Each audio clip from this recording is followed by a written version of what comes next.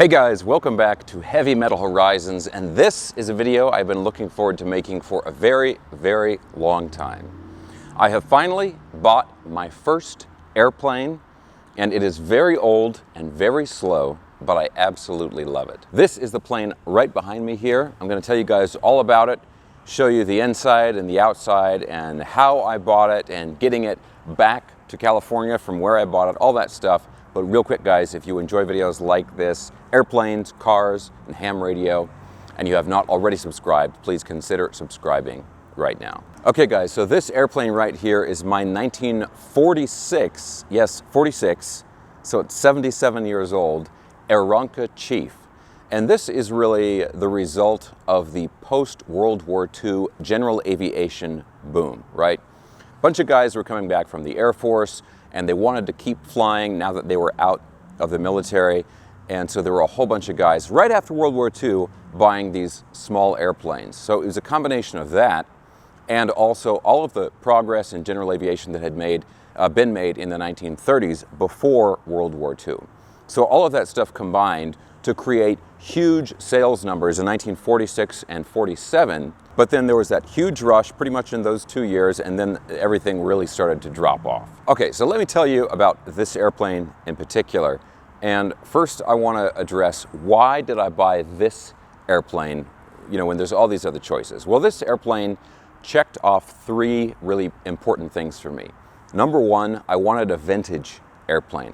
I love classic cars, I love classic vintage airplanes, and so I wanted something classic, right? Number two, I wanted something that was really fun to fly, and although, like I said, this is a very slow airplane, and some would argue it is underpowered, it is still just a wonderful flying experience. You can open the windows while you're flying and have your arm out the door and all that stuff, like you're cruising down the road in an old Volkswagen or something. So, number two, fun to fly. And number three, I wanted, of course, an affordable airplane, but not just affordable in terms of the initial purchase price, but an airplane that I could afford to maintain and operate.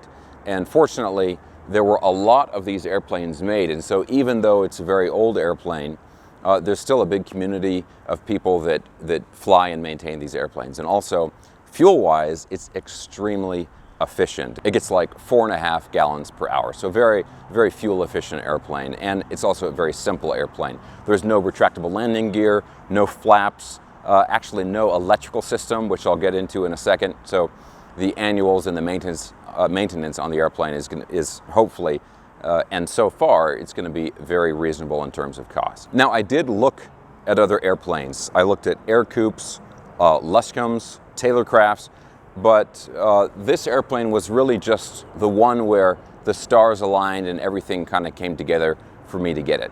So let's actually go up here and take a closer look at the airplane. I'll go over the specs and we can take a look at the cockpit. Okay guys, so let's talk about the specs of this airplane. So like I mentioned earlier, it's a 1946 Aeronca Chief. Now there's the Aeronca Chief and the Champ. The Champ is a two-seat tandem airplane where you sit front to back. The Chief is a similar airplane, but it has side-by-side seating. So it's a two-place airplane, two seats, and they're side-by-side. It's basically a bench seat, right? Now, obviously, high-wing airplane, it's old-school construction, so it's got like a metal cowling and metal leading edges on the airplane, on the wings rather. But the overall construction is a tube frame with fabric stretched over it, right? So it's a fabric aircraft. So you got to be kind of careful with them. If you took a pen or something and tried to stick it through the side of the airplane, you probably could. Now, the engine is a 65 horsepower Continental A65, so it's a 4-cylinder, horizontally opposed, air-cooled engine, very old school, 65 horsepower. Now, obviously that's not very much power, but back in the day, that was a pretty common amount for horsepower in the engine. The other thing is, despite a relatively large wingspan, it's a 36-foot wingspan, it's a pretty lightweight airplane. So you don't need a lot of power to haul around that much weight.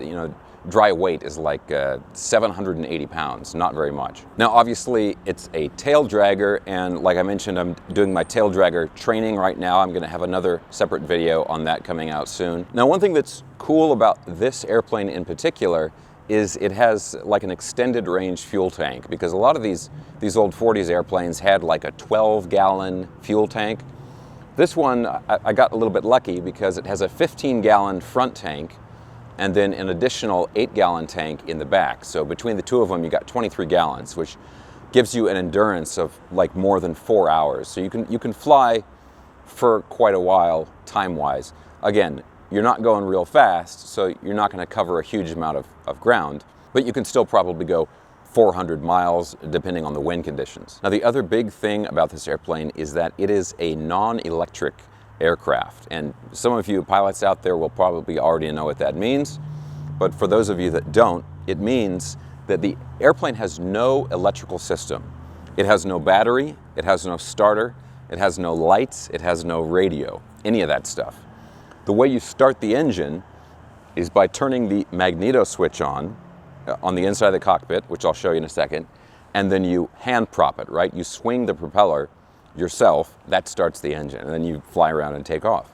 And hope that you don't accidentally shut off the engine before you mean to, because you can't just turn the key and start it again. Now, with it being a non-electric aircraft, that comes with some extra little things, because modern airplanes are required to have a transponder and lights and like ADS-B equipment, like tracking equipment and the transponder for the radar and all that stuff. These old aircraft that were never designed with an electrical system are exempt from that. So I can fly around without ADS-B, without a transponder. There's certain airspaces which I cannot go in unless I get permission ahead of time, which is really kind of a hassle. So I'm not going to be landing at this thing at LAX or anything like that. But for flying out in the country at your Class Delta airports and that kind of stuff, no problem at all. Okay, let me show you the inside of the airplane and the cockpit, and you can see just how incredibly simple this airplane is. Let's check it out. Okay guys, so here we are in the cockpit. Let's check out the controls and instruments, and there's not that much to go over. So it's got yokes instead of a stick. Down here, of course, we've got the rudder pedals and brakes. You've got your magnetos switch over here. You've got a cabin heat control. So, you know, if you're flying up at altitude or in cold weather, you do theoretically have a little bit of heat coming in. You've got the carb heat, which is important because this engine is pretty prone to carburetor icing. So carb heat there. You've got fuel off on. There's no mixture control on this, just fuel off on. You've got the throttle, which is the big one here, and you've got the primer, right, which you just use when you're starting. Now over here, there is an ELT, which was added to this, emergency locator transponder. So that runs off of a battery. That's really the only thing in the aircraft which you know, currently is battery powered or electrical powered. Up here for instruments, you've got oil pressure, oil temperature, the engine RPM, you've got a turn slip indicator, you've got the compass right in the middle, you've got your airspeed indicator, altimeter, and then down here a suction meter. Now also down here, I'll give you a close-up of this, there's a fuel selector valve which goes between the front tank and the rear tank, and the trick is you can't turn the rear tank on when you're on the ground, because the tail is down. And if you have it turned on when the tail is down, then the fuel will start to drain out of the tank and actually overflow out of the tank. So you can only operate that and only turn on the auxiliary tank, the one in the back, when you're flying. There's also an elevator trim control up here on the ceiling. I'll show you that. And when I first looked at this, I thought it was like a crank, like you crank it around like that. But it's actually just a little lever that you just move it back and forth. And you just need a tiny bit of movement to have a big effect on the elevator trim. Also, a previous owner installed these 4-point seatbelt harnesses, which are great. A great upgrade from just the basic lap belt. If you have a hard landing or turbulence or, you know, anything more serious, you're not going to face plant right into the dash, which obviously is not good for you. Okay guys, so now let me tell you about sort of the purchasing or the buying process for this airplane, because it was, I mean, this airplane worked out, but it was surprisingly difficult to buy a vintage airplane. Like, it was surprisingly a lot of hoops to jump through, I guess you could say. I started looking for airplanes basically in January of this year. Maybe, December of last year, January of this year. And I was looking around and I found a lot of airplanes that looked promising. And I would call people and they'd say, well, it hasn't been flown in 10 years and we have to get a mechanic to check it out. I'm like, okay, let's do it. Let's get the mechanic. And they'd be like, well, I don't really know anybody. Maybe you can find somebody, but I don't know how you want to do it. And a lot of the people I ran into, they had the airplane for sale, but it seemed like they really didn't want to sell it, or they certainly didn't want to work very hard to sell it. So I was checking out an Ercoupe that had really, really high engine time, and the guy seemed just kind of clueless that that was even an issue. I checked out another Aeronca Chief, and that was the one that hadn't been flown in 10 years, and I was trying to get a hold of mechanics that lived in the area, because these are all out-of-state airplanes from where I live. And I'd think I would find a mechanic, and then I'd call the phone number that I was given, and the phone number is disconnected, and just weird stuff like that. So finally, after quite a while of working on this, I finally found this airplane on Barnstormers on the website. It had no pictures, just had a very short listing, and it was in Arizona, and it was close enough that I could drive to it to check it out. So I called the guy who was selling it on the phone, and he was one of the first guys that got back to me quickly. And when I asked him for pictures, he emailed them right away, and he was very responsive. And then I, went back and forth with him on the phone a few times. I drove out to Arizona, looked at the airplane, and bought it right then and there. And the trick here, and this is a little bit of a risk, not something that I would necessarily recommend doing, is that the airplane still needed the annual inspection when I bought it. So I paid for it without it having the annual inspection. And the issue with that is that all kinds of things can come up in the inspection that can end up costing a lot of money. The reason I felt comfortable with it is, one, the airplane wasn't very expensive to begin with, as airplanes go. And number two is, it had an annual recently. It was only out of annual by about 4 months, and so it had an annual in like 2021. And I was able to look at the paperwork and see that it was pretty thorough at that time. They seemed to do a good job with it and replace a lot of things that needed replacing. So it was kind of like, well, it's a bit of a risk, but there can't be too many things that have gone wrong since that other inspection. And it turned out to be correct, essentially. I was able to connect with a mechanic that was located down where the airplane was located in Arizona, got him to do the annual inspection after I purchased it, so the airplane was still down there. It took a while, it took a couple of months to get that annual done. And there were some things like the fuel valve was sticking, it needed a spar inspection, he refinished the prop, that kind of stuff. And so I was able to get the annual done with him, and there were a few extra things, but no really terrible surprises in terms of cost and that kind of stuff. So once the annual was done, I got a friend to drive me and my instructor out to Arizona where the airplane was, and we took a look at the airplane, took a look at the paperwork, I paid the mechanic, and we got in and flew it back. And let me tell you guys, that first takeoff in my own airplane, even with my instructor, even with Mo, it was such an incredible feeling.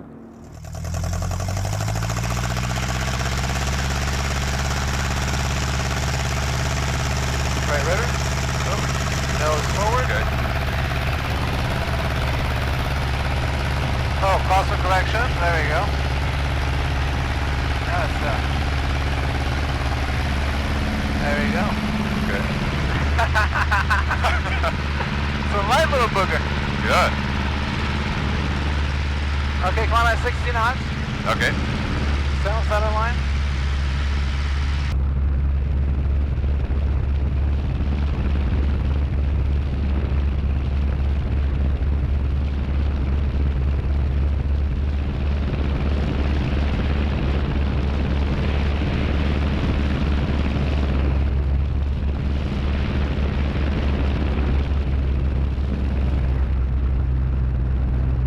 Okay, so now that I physically have the airplane and I'm hopefully finishing up my tail dragger endorsement in the next few weeks, I've got so many things I want to do with this airplane, so many places I want to fly.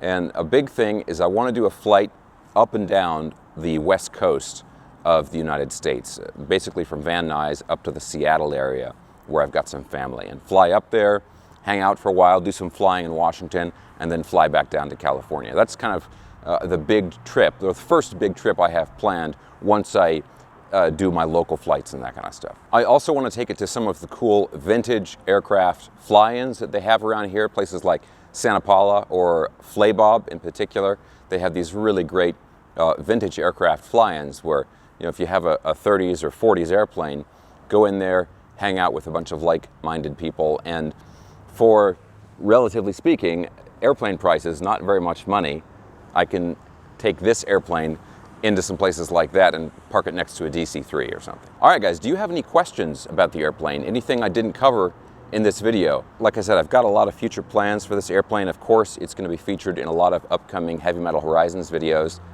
And in particular, one thing I want to do, kind of combining some interests, is I want to do some airborne ham radio operations. So I'll fly around up there and see if I can reach people through the ham radio. Of course, being that high up, you know, at a higher altitude, you're extending your range quite a bit. I'm talking VHF stuff here. So that's coming too.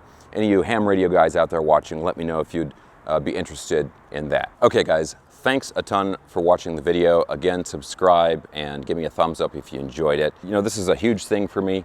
I've been interested in aviation for a long time, got my pilot's license a few years ago, and this is my first airplane ownership experience, and I'm just really, really happy about it. It's been a goal of mine that I've finally been able to reach after a long time. So thanks again, guys, for watching. I hope you enjoyed it. I'll see you in the next video.